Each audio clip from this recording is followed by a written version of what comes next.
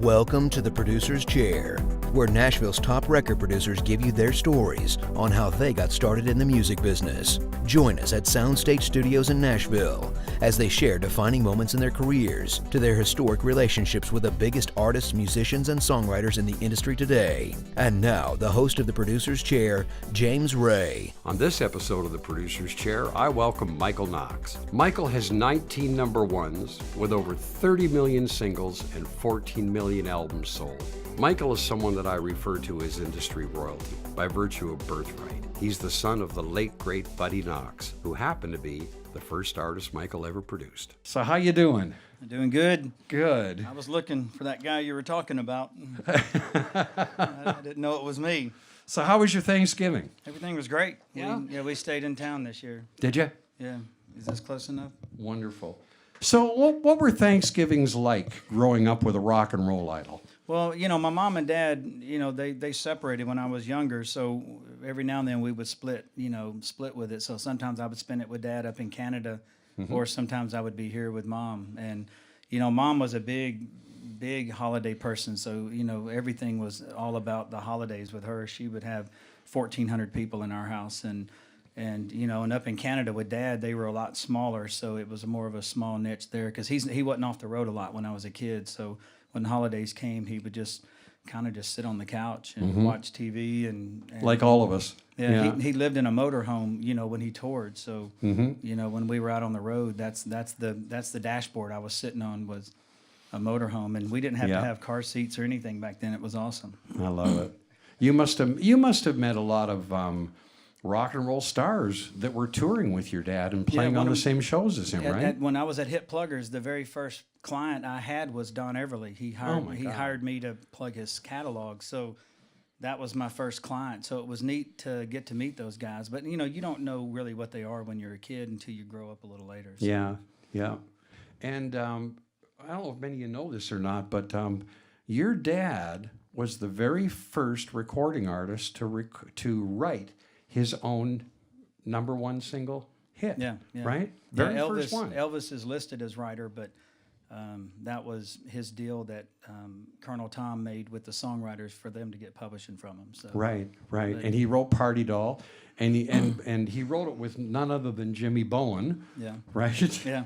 They were partners back in the day. Right. He was part of the Rhythm Orchids. I mean, that's amazing that he was the very first artist to write their own first hits. Yeah, he was the first singer-songwriter. You think that guy would be you think that person would be in the Songwriter Hall of Fame. Yeah, I know. But I don't think it's all sexy enough yet. God. So. Party Doll came out in 1957, and I did a little research. I found out that, boy, it was recorded by a lot of people. It was recorded by Wingy Manone and Roy Brown. They did an R&B version of it. It was recorded by Steve Lawrence, the Crests, the Fleetwoods, Ronnie Dove, and the list went on. Yeah. And then Mick Jagger wrote a song called Party Doll, which was a nice accident. So did your dad, what was the deal back then? Did he ever make royalties on the song? No. He died broke in a motorhome. He sold 20 million singles, and, the Mafia owned his masters and his publishing, so they never paid him anything. So, wow. It was already on the charts before they even signed his record deal. So the only monies they made were money on the road. So nothing has changed today. Everything's the same. Everything's identical. Right. Any lawyers in the house? How old were you when Party Doll hit? Well, I was born 10 years later. So. Oh. Yeah. Okay. I wasn't born in 1957. I was born in 1967. So, okay. So. All right. I'm not in your ballpark, James, age-wise. Well, I was curious because, I know that, and I mentioned this in my introduction, that you, growing up, had your sights set on becoming a recording artist yourself. Yeah, initially. When you're on the road and you see Dad, playing these clubs and everything, you don't know what it is. You just know it's a lot of fun. And so when you come home, you grab your coat, you grab your tennis racket, and you lip sync in the mirror to Kiss songs all day and have a good time and joke around about it. But as you got older and I started recording, and when I was in college, what I was recording, or high school, what I was recording wasn't sounding good. So my brother was a good singer, so I would start recording him and then my friends, and then I started just enjoying recording other people, and got away from it pretty quick. Wow. My big influence was like, Quincy Jones and those guys back in the 80s. Yeah. Those were real good Absolutely. records. Party Doll shot all the way to #1. And sadly, Buddy Knox passed away in 1999. He was 66 years old, and he passed away from lung cancer. But he left us with 35 singles that he recorded in his time, and which, of course, Party Doll was definitely the biggest one. And now I understand that, Buddy was like the first time you actually produced somebody. You produced your dad. How did that come about? What were the circumstances that led to that? It's kind of it's a sad but great story. Yeah. Like Dad was Michael's age. He was 22, 23 years old. But Dad, later in life, he lived on the road. He had a lot of trouble with drinking over the years. So he went through rehab down at New Life Lodge out in Dixon. So I went through rehab kind of with him so we could hang out and kind of enjoy that time together. So I would show up every day and go through rehab with him. So right when he got out of rehab, we went in and recorded 3 songs. So that was something fun. I called Jimmy Bowen at Capitol Records and said, "Hey man, I got Dad here. I'd like to record some stuff. Will you pay for it?" and Jimmy said yeah. So he paid for it and gave it to us. So, wonderful. And how old were you then? I was right out of college, so it was 92, 91. I guess. I didn't say what year. I said how old were you? Yeah, I was in my early 20s. I was about that age. I was like 20. I guess 24 or 25 years old. Okay. You went to MTSU, and then what? There was obviously probably a little bit of a period of time between MTSU and Hit Pluggers, right? No, it was right off the thing. Oh, you came right out of... Well, it was that summer, so I got out of MTSU, and, I was at Knoxville, UT Knoxville, and switched schools because I met my wife up there, and we've been together 30 years, so I met her and went to MTSU, and I tried to go through the REM program, but it didn't fit me, so I went into advertising and marketing. And then I graduated from MTSU and went to kind of try to find a job, and I couldn't find anything to really start me going. And my brother's friend, Bruce Birch, who was my mentor, who taught me everything I need to know about plugging songs, offered me a job with him and Dobie Gray. So my first song plugging gig was with Dobie Gray, who sings Drift Away. Yeah. And Bruce Birch. So it was amazing. So I got to do that for one summer, and I got that first year when I started Hit Pluggers, I got 30 cuts that first year and got one #1 and had other cuts, and then Warner Chappell offered me a gig, and then I moved on to do that with those guys. Unbelievable. I mean, 300 cuts in over 8 years. Yeah. Well, a lot of that was at Warner Chappell, where I know. And got to work with, But I mean, it's the same job though. I mean, as a plugger, you've got to have the ears. You've got to know, And well, I don't know. You must have incredible casting chops. I don't know. Must have 19 #1 hits for Jason, I mean, hello. Yeah. I really enjoy plugging songs. I really enjoy listening to music, and everybody that works with me knows my Rolodex is miserable for them to sit through. When we go on road trips, I mean, they have to sit through all the songs I listen to, which is a nightmare for them. So, were you the only plugger in Hit Pluggers? Or did you have others? It was my company. So okay. It was just me, myself. I just wasn't sure because the name was Hit Pluggers. Yeah. I didn't know if there were more than yourself. That was part of that marketing, that advertising degree I had, where I took press releases out and made everybody think we were a big deal. Jeez. So when you started Hit Pluggers, who were some of your writers, clients besides Don Everly? Yeah, I took a press release out and just said, hey, Buddy Knox's son is doing this. So I had Chris McCarty, who wrote all those Steve Miller hits, call me. I had Dobie Gray. I had Bruce Birch. I had Don Everly. I had Freddie Weller. I had all these oldie guys. Vic Vipperman was there. And so I had a lot of guys like that, a lot of old school guys. And that was awesome for me because I knew all them guys, and I respected where they all came from. Mm-hmm. Expect Freddie Weller was, in his history in music, and him and my dad crossed paths a lot, and had a lot of, I love Steve Miller, so I loved getting all that guy's catalog, Chris McCarty. But it was a blast, man. That first year, it's great when you don't know what you're doing. and you don't know how to stop or have rules, and it's awesome when you can just jump off the cliff and not know you're not supposed to Not do think things. about it too much. Yeah. Yeah, I mean, the first time you keep bringing up Scott Hendricks being your first guy, I met him probably 6 times before he remembered my name, you know, and we even went to lunch with him twice, and he was like, "What's your name again?" And, you know, and, Yeah. you know, so because you just didn't know the rules that you weren't supposed to call these guys, and Yeah. you know, Rick Blackburn at Atlantic Records, I used to put cassettes on his Lamborghini, and he would get so mad at me and call me and tell me to quit putting cassettes on his Lamborghini, and then he would say, "But I listened to the song, and I want to put And it I on like hold for it. I John wanna Michael Montgomery, and I love this song." But quit putting cassettes on my Lamborghini. That's funny. So I can't do that today because I know better. But you know, that might That's be funny. why I don't get as many cuts.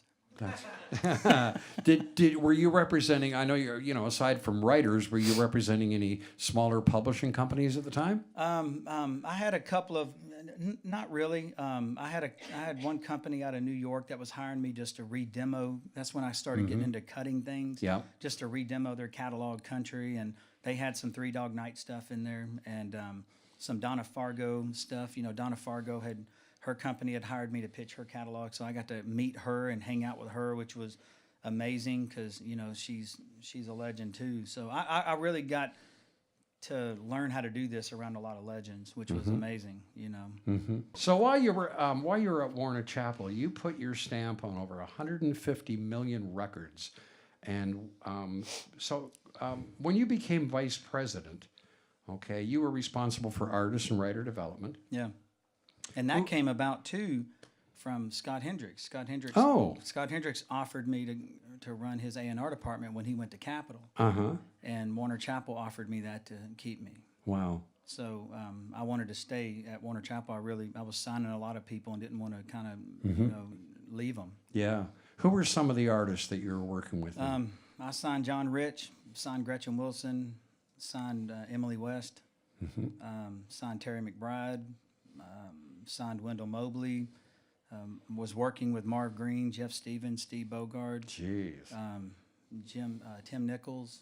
I did the Encore deal that brought us all those Faith Hill cuts with Keith Follacy, and Rodney Clausen did a deal with his co-venture company that brought Michael Martin and those guys in.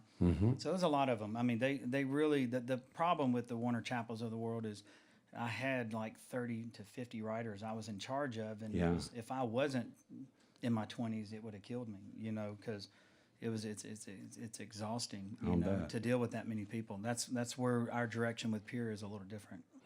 Tell us about, you know, in the time that you were, you know, at Warner Chappell and became vice president and so on. Can you give us an overview of what it was like to work inside? Of a major? Yeah, it's very fast. You know, it's very competitive. You know, you have like 4 or 5 song pluggers in there with you. So it gets very territorial. It's very competitive. It's very aggressive. You know, so it's tough, you know, when you're a little bit behind the ball. So you always got to be a little bit ahead of the ball, because if you're a little bit behind the ball, everybody's going to jump on what you're doing and take credit for it. And it's tough. You know, but it's also easy because you got so many writers, and it's so easy just to throw things at the wall and hope something sticks, and then if it does, you can take credit for it.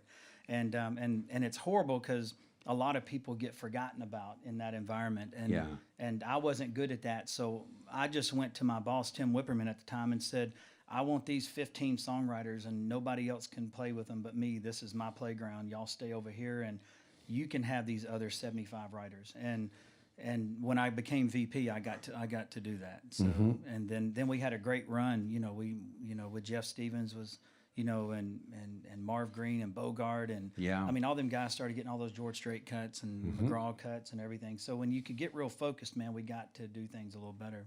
If you were to pick one artist or one songwriter from that period of time when you were at Warren Chappell, who today you look back on fondly and go, that's probably my most proud moment. Yeah, it's got to be Jeff Stevens with "Carrying Your Love with Me." That was one of my favorite cuts, one of the best things we did. And I remember they wrote it. They had the work tape, and I asked them to change stuff on it. They changed the melody a little bit, where they were taking words out, and then I walked it down to Tony Brown and played him the work tape off a boombox, which is, for the younger people in the audience, that's what you put a cassette in and push record. And I played it for Tony Brown. He freaked out. They demoed it the next week, and then George Strait cut it, and it was a 6-week #1 hit. And, and that's, me and Jeff really clicked there for a long time. John Rich was a great songwriter too, where we got a lot of activity with his catalog too. But there's a few. Marv Green had a big run, and Bogart had a big run, and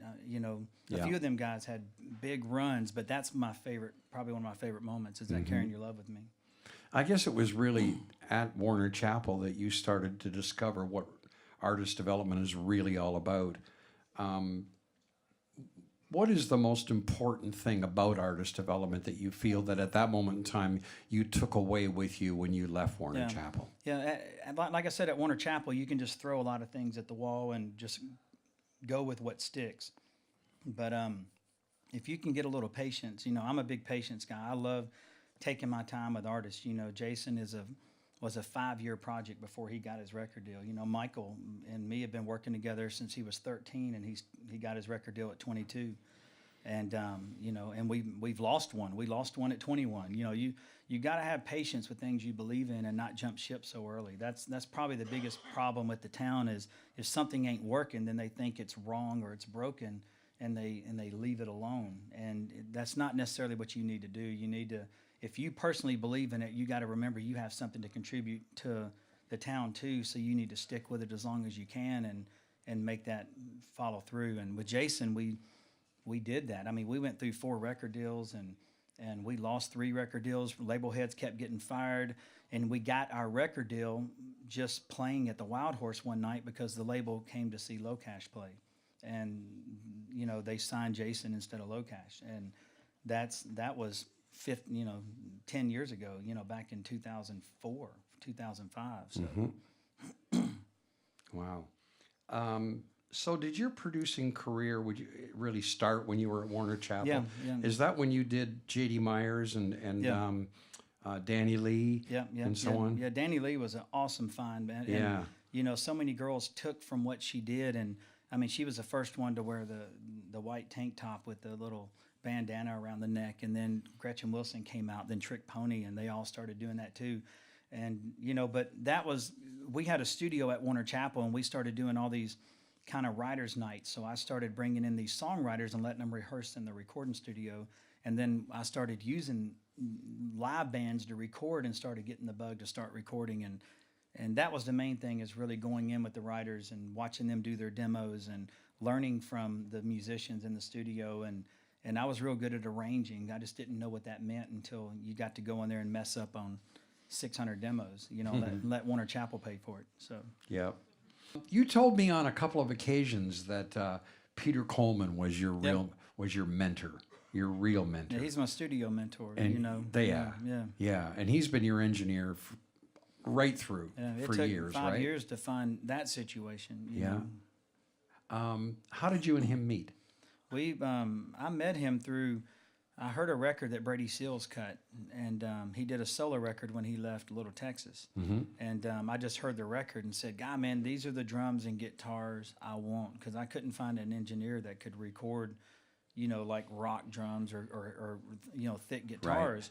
Right. So I went to Peter and started hanging out and talked to him, and that was probably early 90s, mid 90s. Like 95, 94. Mm-hmm. And then, so I went there and we started cutting Danny Lee, J.D. Myers over there with him. And then all that just got me ready for, when Jason got his deal and we started really concentrating on that stuff. Mm-hmm. And what about a lot of the other artists that you produced? Did Peter also engineer? So he engineered all of your, he was your guy. He's my tracking guy. And he mixed all Jason's records but the current one. Right. And he mixes a lot of our stuff, 90% of my stuff. I mean, Peter did the Knack, Blondie, Pat Benatar. Oh, yeah. I'm Gonna Kiss You All Over, My Sharona, to Hot Child in the City. I mean, this guy is awesome. So he's British, so he's he's very bitter, and so we record there, and Peter's great at just finding those sounds. You know what I mean? Just an organic, thick sound, and that's what I love. And he's a less is more guy, which is amazing to have because he doesn't have to fill every space. He's like, it's okay to let the chamber breathe a little bit. So that's how he taught me is a lot of less is more. Wonderful. But I love Peter. Well, Peter knew you were going to be on the show tonight. Yeah. And no. he wanted to say hello. Okay. So we Peter came in and did a little clip. That's great. Okay. Michael and I first met, I would say it was the late 90s, maybe the early 2000s. Michael was working at Warner Chappell. I'm an independent engineer. That was the first time we met, and we just hit it off. He was looking for something, different, something that wasn't Nashville. And I just moved here from Los Angeles. And my background was in rock and roll, and he wanted to inject some of that rock and roll into country. And I thought that was clever. No, I would say my first session with Michael, he was confident. He had a great idea, of what he actually wanted. And I think between the musicians and myself being there to also lend an ear. Michael's a quick learner. Michael let people do their jobs. And I think that contributed greatly. Well, I think in the studio, I think you've really got to take a step back. Michael's forte, in my opinion, is he's so good at finding specific songs for specific artists. Because if you do not have the right songs, you're kind of making a record, with one hand tied behind your back. And that's been the thing, that I think has always set him apart was the amount of time and effort, that he puts into listening hundreds, if not thousands of songs, for one specific artist. And I think that's his strength. And in the studio, he knows what he's doing, he knows what he wants. And I think that's really important. Yeah, Michael, I just wanted to say, congratulations on the honor, of the producer's chair. It's been a pleasure to sit there with you all these years, and I wish you nothing but success in the future, and good luck. He's not that nice in the studio. He has a whole different vocabulary, just so you know. Well, he told me he was nervous that day, Gosh. That's great. That's awesome. That's good. Isn't That's that good. nice? Yes, Yeah. it is. But his timing's way off. I mean, it was like 94, 95, but he is like 70, so. Well, I think he had a couple beers before he came in, so there you go. That could be that. Yeah. I mentioned a smattering of Michael's discography when I introduced Michael, and the list goes on even further. But right at this moment in your career, okay, you seem to be concentrating pretty solely on Michael Tyler and Jason Aldean. Yeah. Am I correct in saying that? Yeah, that's by choice. I mean, luckily and that was my question. Is that by choice? Yeah, I've been fortunate enough to, Jason has done well enough where I don't have to produce to make a living. I don't have to produce 10 people to make a living. Luckily Jason sells records. There's a lot of producers that you'll see them with, strings of number one hits, but their artists aren't selling records. So trust me, the producer's not making any money. You can have 3 number ones off an artist, and if they're selling 100,000 records, the producer's not making a dime. Mm-hmm. So I've lucked out and been able to be a part of 15 million records. So I get to choose a little bit. So I hope that continues.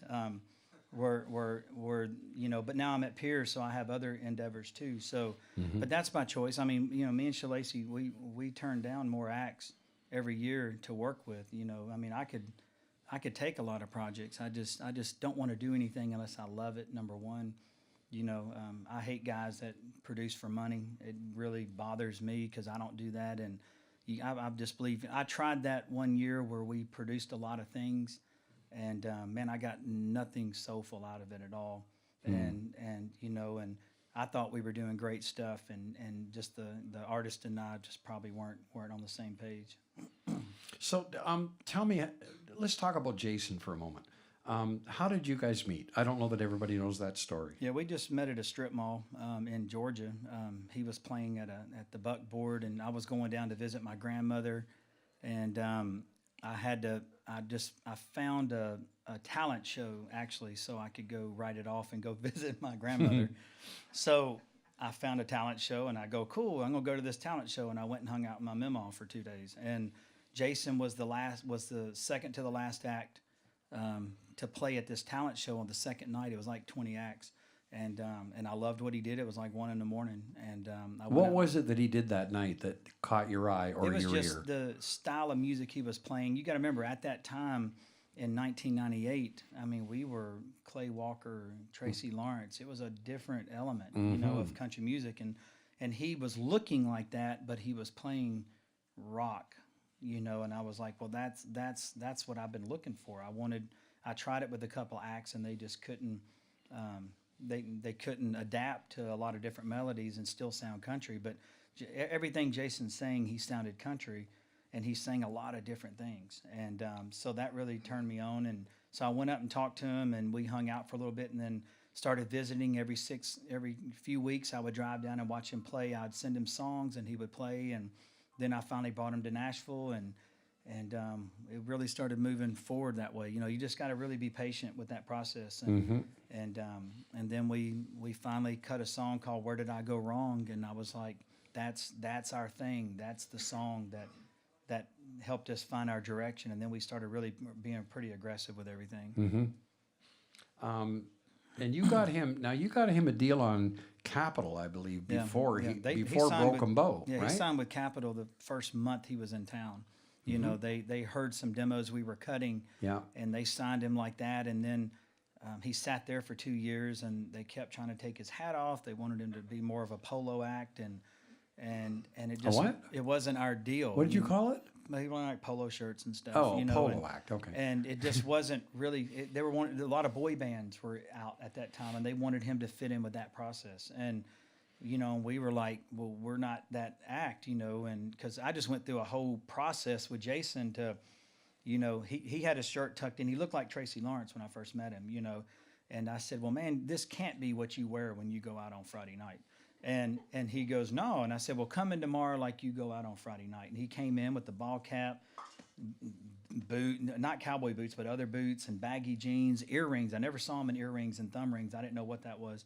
And I was like, this is awesome. I said, this is who you need to be, because, you know, and he was just dressing the other way because that's what the honky tonks kind of wanted him to do. So that's when that process happened, and then we were really on something, and the label just wasn't getting it like we were, and luckily we pissed them off enough where they dropped him, and we spent 3 more years trying to get another deal. We did 40 showcases, you know, all over town. Whoa. And really? We finally got him a deal. I put his band together. His current band that's with him, except the steel player, are all the same guys from 2000. Yeah, so I understand. Yeah. Yeah. They were all the guys that we just kind of built this sound around him. Well, talk about, you know, just, I mean, like this right out of the box. In 2005, when you released his first self-titled album, I mean, it's certified platinum.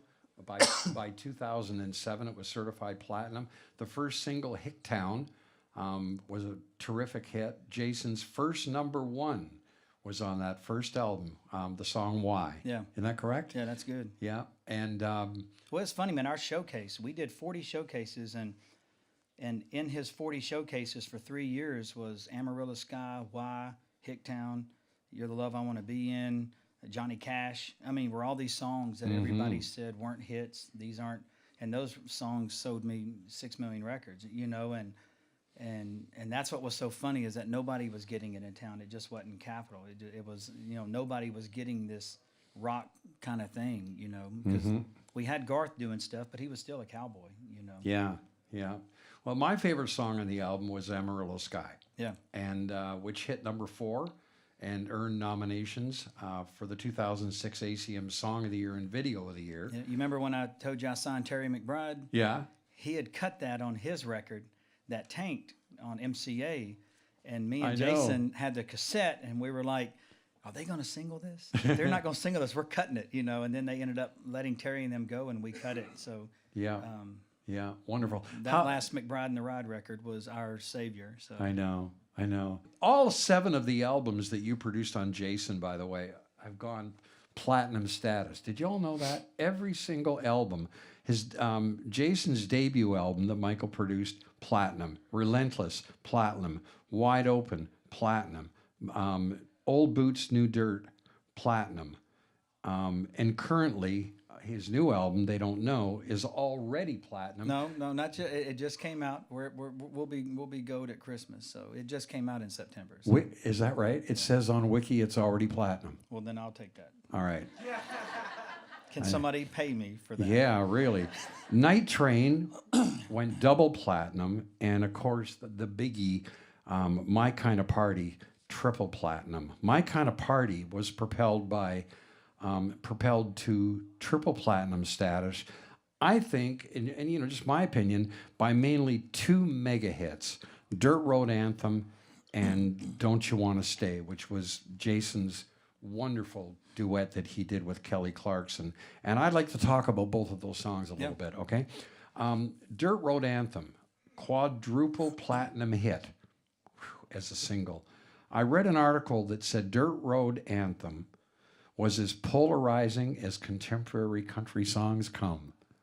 And I thought, what a wonderful compliment. I mean, that's like changing that's like changing the course, you know, of country music a little bit. And it did. Yeah. And I personally absolutely loved Jason rapping on this song.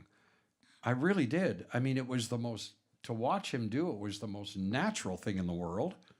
Don't you agree? Yeah, well, the version on the record is his first take. So. Yeah. Oh, you're kidding. It's his first take. Yeah, on both verses. Wow.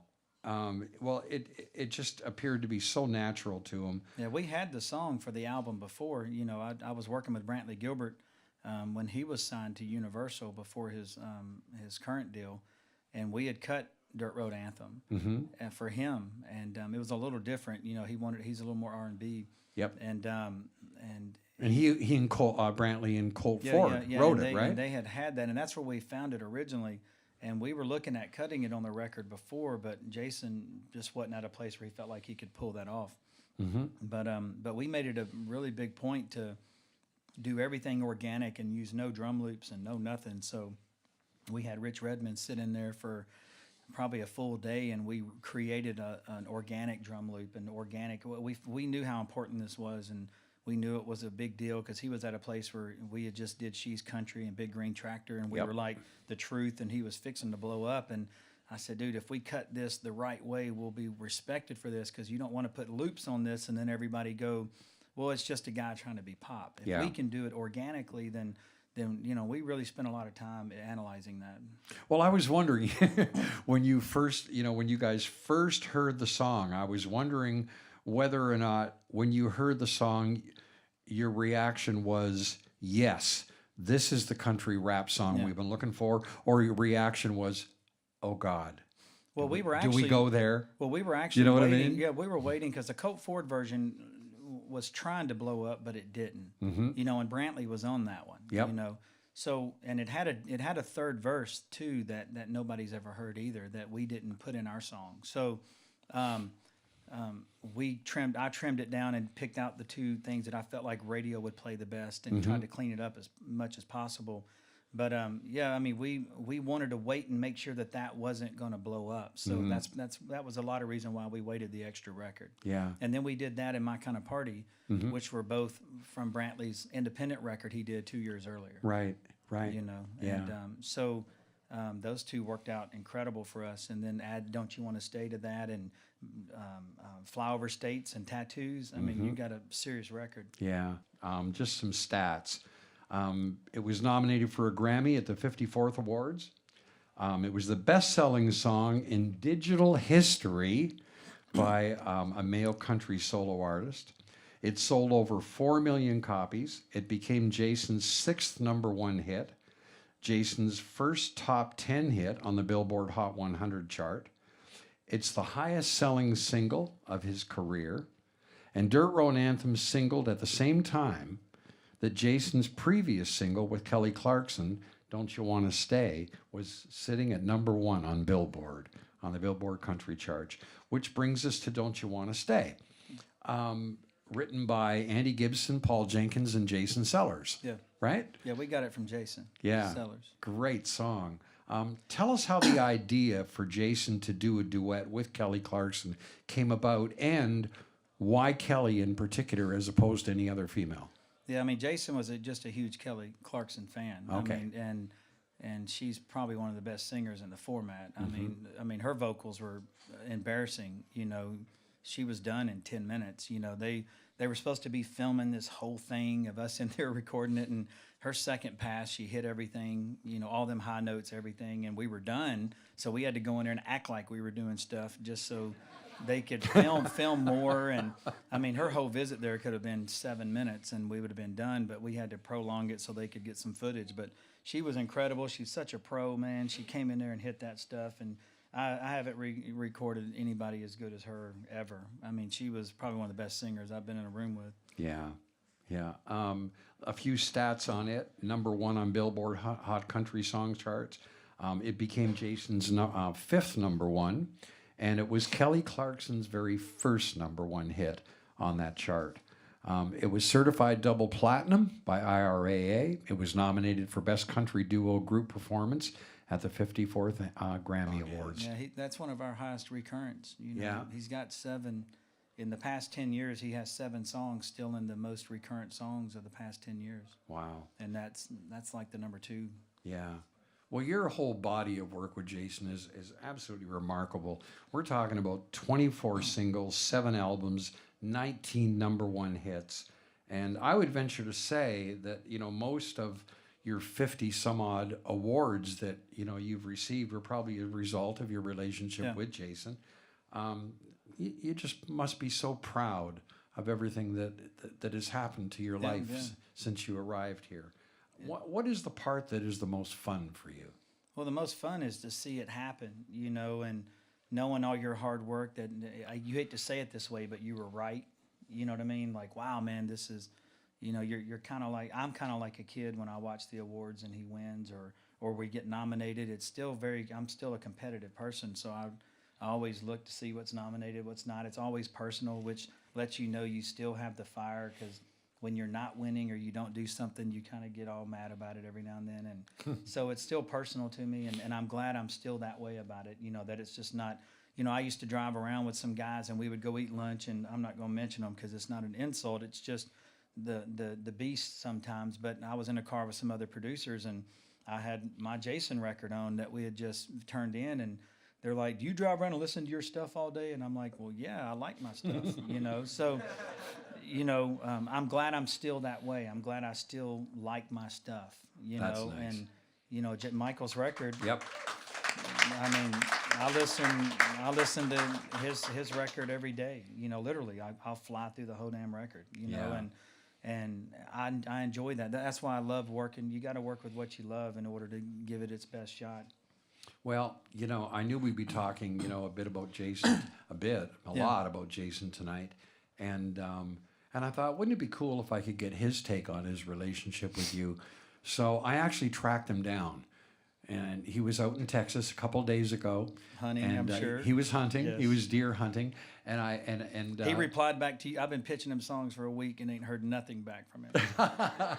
Well, I shouldn't say I tracked him down. I mean, Shalacy was the one who tracked him down. And boy, she was relentless. And we finally kind of, you know, gave up because he hadn't returned Shalacy's call yet, and we were coming into the studio that day or into Black River here to do a few things in preparation for the show. And kind of as we arrived, all of a sudden he phoned and he said, "All right, let's do this right now." So we threw everything together, and this is what Jason had to say. You're right. If I could describe my relationship with Michael, I would say, he's sort of like a big brother. He's, at a time when I moved to Nashville, he kind of took me under his wing. And there was times where, when I wasn't making a lot of money, I would go over to his house and eat dinner, and he would take me out to lunch. And it was like, at a time where I was kind of hungry. So, but also from a personal standpoint, I mean, he's a guy that I can pick up the phone and call anytime and, about whatever's going on, whether it's, business related things, my professional career or personal life things. I mean, I can pick up the phone and call him and talk to him about those things. And he's always kind of been there. So, and I think on the flip side of that, he's a guy that, we get in the studio. I mean, he's a guy that, a lot of times producers in town will try to sort of strong arm you into recording things their way. And Michael, the one thing I'll say with him is he and I have always kind of had this relationship of, we're pretty honest with each other, and he's never, sort of backed me into a corner on songs or anything like that. I mean, we have a really good, relationship as far as kind of respecting each other and what he brings to the table, what I bring to the table. And it's always worked out really well. I think the most important thing Michael's probably taught me over the years, in the business especially, is just to always follow your gut instinct. I mean, in this business, a lot of times you have a lot of different people with a lot of different opinions, that about your career. Everybody wants to give you their opinion on what they think you should do or what they think you should record or whatever. And so, the biggest thing with him is he's always kind of said, listen, it's your records, it's your career, and you gotta follow your gut. I mean, if you don't like a song or you don't like this or that, then you gotta stay to that and stick to it. And so I think that's, for me, is one thing that I've always, I've always kind of looked at and used in my career, and knowing that, if I don't feel strongly about something or something's just not quite right, not to give in and really kind of stick to my guns on things that I, believe in or don't believe in. Well, Michael, I just want to say congratulations on being honored in the producer's chair. I don't think it could go to anybody that deserves it more. We've had a great run, and we still got a long way to go, man. So thank you for all you've done for me over the years, and it's been a blast. And like I said, you deserve it. Couldn't happen to a better guy. Congratulations, and I love you. Wasn't that nice? Well, y'all heard that. That means he can't fire me on the next record because we have more to do. That's right. That's right. It was really funny, too, because, we had a clip with Peter Coleman. Shalacy and Peter are both in the studio when Jason called in, and they're both looking at each other and go, I've never heard him talk this much. Yeah. Which is kind of a nice testament to the whole Well, he's thing. right. I mean, our main thing that when we start talking about stuff, I mean, of course, there's songs that I like more than he likes, and then there's songs he likes more than I like, but we always sit there and say best song wins. Yeah. And we don't mean best song, we mean best song for him. Dwight Yoakam's always been my greatest example of a guy who, if you heard the demos of these songs, you would be like, man, I don't know. But then when you hear Dwight do them, you're like, holy crap, those are great. Yeah. And that's what we mean by best song wins. The best song for Jason wins. And whatever that is, a lot of people in town don't have those kind of ears sometimes to understand the difference between a great song and a great song for you. And that's the difference between, I think, selling 15 million records and having 3 number ones and selling 100,000 records. Just my opinion. Yeah. There were 3 things kind of transitioning and going on at once. When you left Warner Chappell and you were already working with Jason and producing other artists. I got fired from Warner Chappell. There's a whole different ballgame. You got fired? Well, yeah. Remember they sold the company and they fired Whipperman and myself, and they sent out an email. I thought, when you said that to me, I thought you were joking. No, they gave they gave Whipperman a number 1 and gave me a number 2 and gave the guy under me a number 3, and they let go of Whipperman, and I was like, well, that's not good because he's a 1, unless they jump to 10 and work their way back. And I remember going home to my wife and telling her, I said, I'm not going to make it to October, because when the awards come around in October, that's when you see all the firings happen. Yeah. And the awards were coming, and Whipperman was gone, and I was like, man, my day's coming. So, but they had just sold the company, and they weren't really looking at anything but overhead. They were wanting to flip the company, and they sold it again immediately after they gave back all these catalogs and stuff. So what year did you leave there? I know you. 02. I know you started at Pier in 210. Yeah, 02. 02. Yeah, I had. So there was an 8-year period. Yeah, about 7 years. Yeah, it was tough times. Jason hadn't hit yet.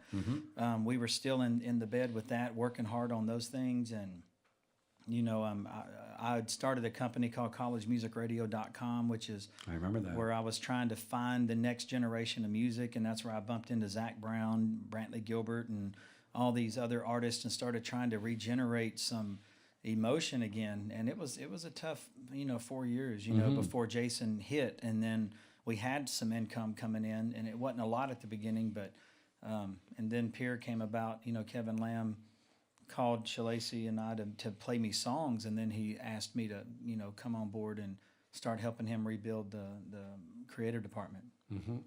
Yeah, and I was going to say, and when you went to Pierre, I mean, they were literally in their infancy. Yeah. You built it from scratch. Well, they had, that's the issue. They had been here for 10, 15 years. Really? Yeah, well, Pierre Music's been here since... But nothing had been happening. Yeah, well, they had been here since 1927. So in other words, you cleaned house and started over. That was part of my deal. When I went in, they had to drop all the writers before I came in, because they really didn't have writers. They had a lot of single song agreements, and it really wasn't... Okay. It really wasn't moving forward into a songwriting process. So I brought in Neil Thrasher, signed a couple of guys after that, and was really trying to build a very small, compact publishing company. But the years before that, everybody goes through tough times. And that was my dark times. Jason talks about his deals, about not being able to get a record deal and not being able to do this or this. And there was 4 years where things weren't happening well for us either, for me and my family. So it's tough, man, when you get there, you do want to step back and do it right. That's why I don't go out and produce too many people, because I don't want to give them a false me, if that makes sense. Yeah, it does. When you got offered the job at Pierre, as we said, I know you could have just kept producing full time and did that alone and been extremely successful. I want to ask you why you took that job, okay? And I think I know the answer. I think it's because you're a song guy, and you needed to be attached.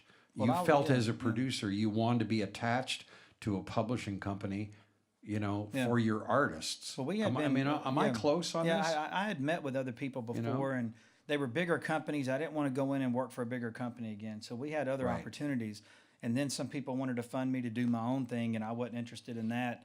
But then Ralph Peer, you got to remember, this is Ralph Peer. This is the Peer family. This is the father of country music, the first family of country music. This is the Carter family, Jimmy Rogers, and Jimmy Davis. This is Man of Constant Sorrow. This is In the Jailhouse. This is a family business. And I go, well, I'm in the family business. My dad's a rock and roll guy. So I met Ralph, and and all those things clicked, and I said, I think these guys will, I appreciate them, and I think they'll appreciate my heritage too. So, and I had to get back in publishing. I loved being around songwriters, and the very beginning part. They all say it all starts with a song. Well, it really starts with a songwriter, and that's where I wanted to be, is back at the beginning of that. And I had bumped into MT.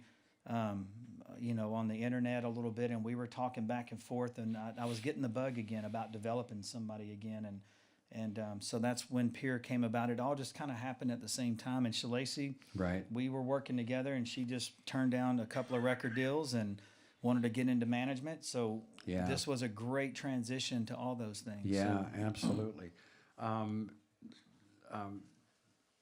The success that Michael's had over at Pierre has been phenomenal. In 2013, Pierre won the ASCAP Song of the Year with Randy Houser's How Country Feels, written by Neil Thrasher and Vicky McGehee. Did I pronounce that correctly? Yeah.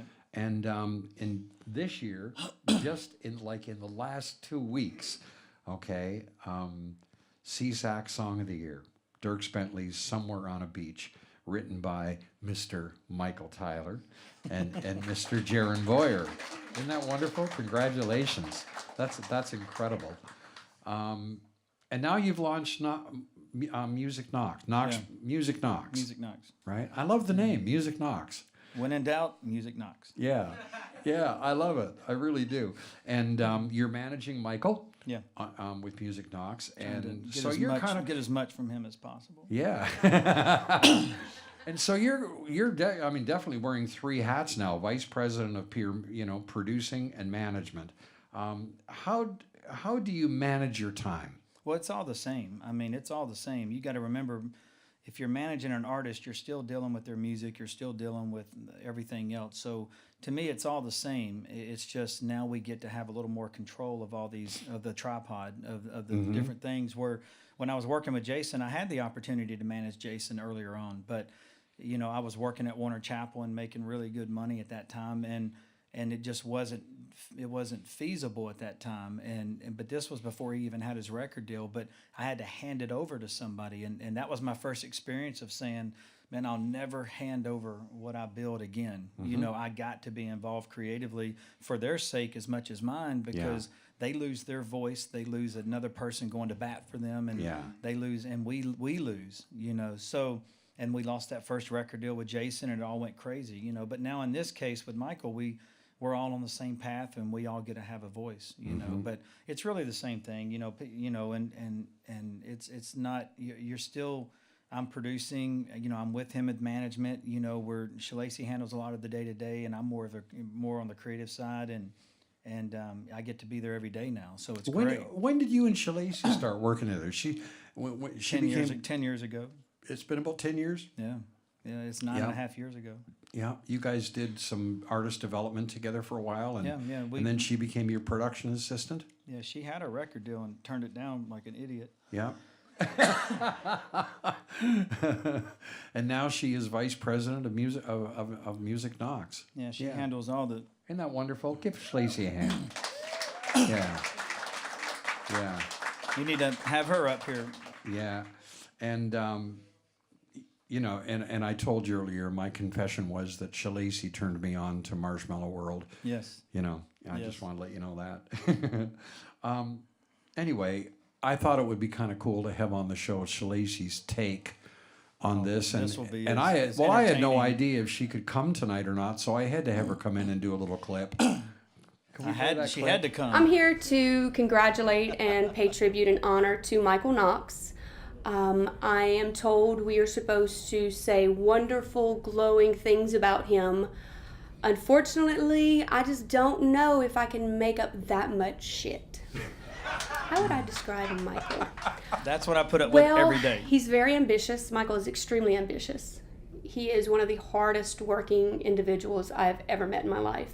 He is very, very loyal, extremely loyal. It's probably one of his best characteristics and one of his worst. And by that I mean he will almost hurt himself or his goals to stay loyal to someone on his team. He's very generous. He's very family oriented, and he's extremely sensitive. And I know that's probably a shocker to a lot of people with his tough guy exterior, but he's a big old sensitive titty baby sometimes. So I've been working with Michael almost 10 years. I know a lot about him. Our families even hang out together on the weekends sometimes. So I know a lot of things. I'm not going to mention a lot of things because I still need my job. So I'm gonna hold some of those secrets as sort of I'm gonna wait for the time where I write my tell-all book where I can really cash in. But I do want to let you guys know that he is terrified of spiders. I know that's not a big piece of information, but he comes off as this tough guy. But I know his wife Kelly is the hero in that house because I think he screams like a girl when there's a spider around. So that's a little bit of information. He's not that tough. He's sort of a wuss. Hey James, thank you so much for honoring Michael Knox on the producer's chair. He is so deserving of this. He is so very passionate about what he does. He loves music. He eats, breathes, and sleeps it. He's just a wonderful human being, and I'm so very honored and blessed to be a part of his team. And you're doing a great job, boss.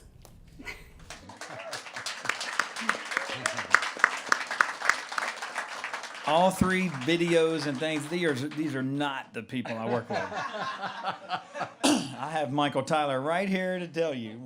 Gosh, Michael's the only artist that you're managing right now, and so tell us the story, because this story just transitions into some real magic, and you know what I'm talking about, and I want you to just share that with us. Well, okay? It's kind of creepy how we met.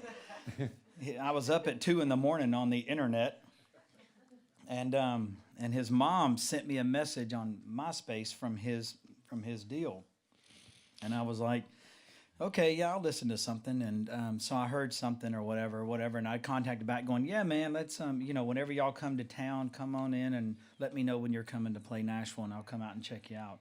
And he was probably 14, maybe 13. And they went to Tootsie's. They called,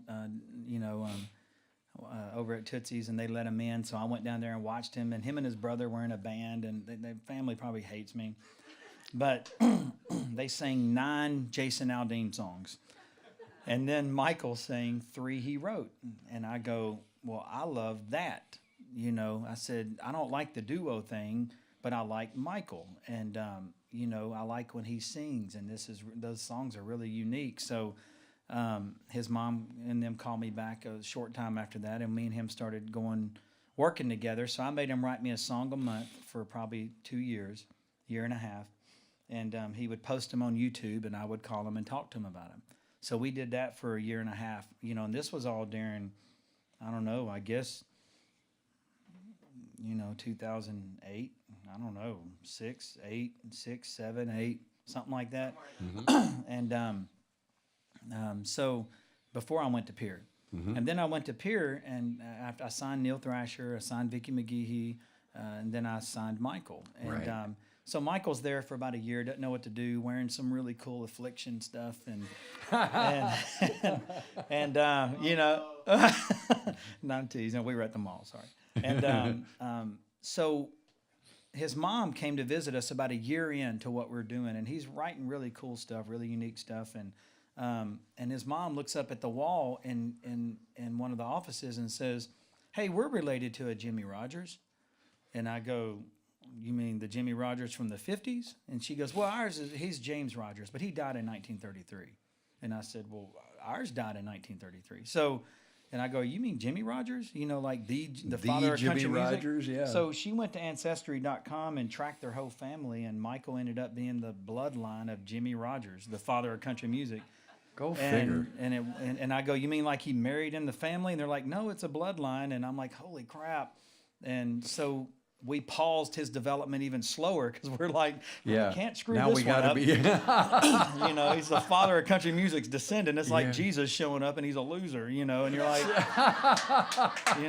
crap, we messed that one up, and this is the father of country music. So, so we took our time with this even more, and that ignited everything. So, that's where we were with Michael just a couple of years ago. And I mean, the magical thing is that back in 1928 in Bristol, 27, in Bristol, Tennessee, Ralph Peer was the one who recorded the first country music recordings, right? That was, what they all called the Big Bang of country music. And Jimmy Rogers was one of the artists who was recorded. Yeah, and he introduced Ralph. He introduced Ralph to the Carter family. And now he winds up with Michael at Peer. I mean, and it was all about this is a God thing, guys. Yeah, it really is. Oh, it was a lot of like, oh my God, really? We've been working together for 4 years and signed at Peer for a year before you even knew he was related to him. So that was great. That's wild. And he's from a railroad town, and Jimmy Rogers is from a railroad town. So it's kind of cool. Yeah. So just before we wrap things up, 19 number one hits, 30 million singles, 14 million albums. There aren't too many people in this town who know more about artist development than you, my friend. There just aren't, and who are as successful as you. Well, thank you. I'd like you to speak to all the new artists who are going to be viewing the show on the air, okay? And I want you to give them your best advice on how to succeed. Yeah, I mean, I wish there was a formula, you know, and And that's the hardest question, because everybody's like, hey man, what can I do? And no offense, there is talent involved. I mean, it's like, what can I do to become a great race car driver? I mean, you can't just put anybody in a car and they're Jeff Gordon. So, the thing you got to be an artist is just being true to what you want to say, being true to what your talents are, and being true to who you are as an artist. Because if you're not resonating and you're not speaking to somebody, then nobody's going to care what you have to say. So that's the best advice, and have the patience to let that come about. I get so many artists that come into town and they go, okay, I'm going to cut a record. And I go, man, you've only written 3 songs. Why are you cutting a record? And, and there's in such a hurry. And that's the best thing you can do, is just have the patience to let your artist grow. You have something to say that's worth something, and be an artist. Don't just be somebody chasing a dream. And so that's the best thing I can say is patience is everything. And get out and play. Don't be afraid somebody's going to rip off your songs. I mean, there's a lot of great songwriters in town, and I promise you're not bringing anything to the table that hadn't been brought before. You just have to do it in your way. And that's what makes it different. It's the difference between Dwight Yoakam and George Strait. They're both great. They just do it differently. There's a difference between Aldean and Luke Bryan. They're both great, but they just do it differently. And you got to find that thing that resonates with you, that makes you unique. I wish there was a formula. I wish you could say do this, this, and this, and you'll be a great artist. But it's a lot more complicated than that. Yeah. Well, that's great advice. Isn't that good advice? Yeah. I don't know, was it? Absolutely. Okay. Well, I thought maybe we'd just wrap things up here before you introduce Michael. That's I'm going to have you introduce Michael. That's great. Okay. I thought we'd wrap things up with a little pop quiz. Okay. You ready? Yep. All right. All-time favorite song. Oh, I don't have. You got to have one. You got to give one. I don't have an all-time favorite. If I do, I got to pick my dad's Party Doll as an all-time favorite. But yes, I love that. Yeah, that's perfect. I mean, I got a lot of favorite songs, but but that's okay. Yes. Great answer. Your favorite restaurant in Nashville? I love P.F. Chang's, man. And okay. All right. I love Maggiano's too. That's awesome. What's your favorite junk food? I eat Twizzlers. What's your favorite movie? Man, there's a Willy Wonka and the Chocolate Factory. It's got to be. Gene Wilder's awesome. Yep. The biggest epiphany you ever had about the music industry? Dirt Road Anthem. Oh, wow. That was something we saw that nobody else did. Mm-hmm. Other than music, what would be your second biggest passion? I don't know. I love drawing. I loved drawing. I loved advertising. I loved creating that kind of thing. I love editing videos and movies too. I love that. If you could save any endangered species, what would it be? Me. What'd you say? Me, the record producer. The lowest guy on the totem pole. Oh, my goodness. Okay, I want you to resolve the fair pay problem that songwriters are having in one sentence. Pay us or we will kill you. There you go. What's number one on your bucket list? I don't know, man. I like spending a lot of family time, so it's got to be, taking those kind of trips with them. Making sure that they want to spend those trips with us. The older the kids get, the less they want to hang out with you. I love it. Okay, last question. If you could produce any artist on the planet, who would it be? Probably my dad. If you're talking dead or alive, but Elvis would have been fun, but.